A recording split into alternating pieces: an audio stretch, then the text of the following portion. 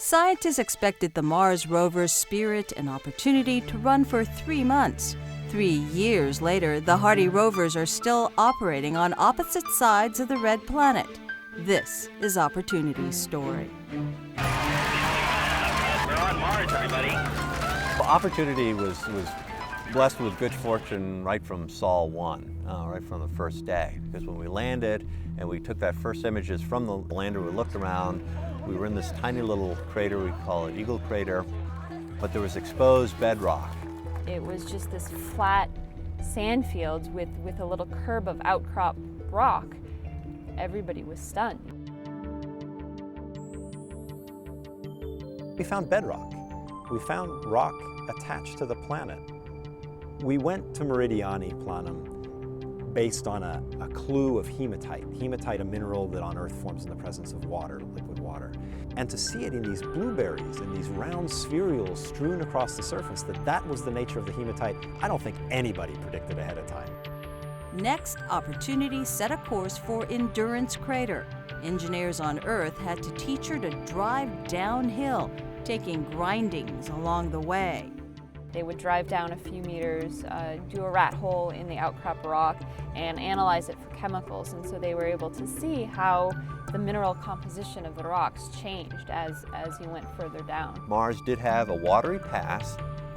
It was episodic in that sometimes it was wet and sometimes it was dry, not unlike the Death Valley here in California. We knew 6 kilometers to the south was this giant crater called Victoria. Wow, 6 kilometers away. Could we get there? Take this rover, kind of laboriously work our way through this huge maze of ripples to get ourselves south to the scientific promised land. All of a sudden we got to one day where we drove over a dune and stopped. For weeks, Opportunity sat in a sand trap. Engineers raided hardware stores to buy materials to simulate a Martian sand dune. They created a technique of maneuvering a few centimeters at a time to extract her.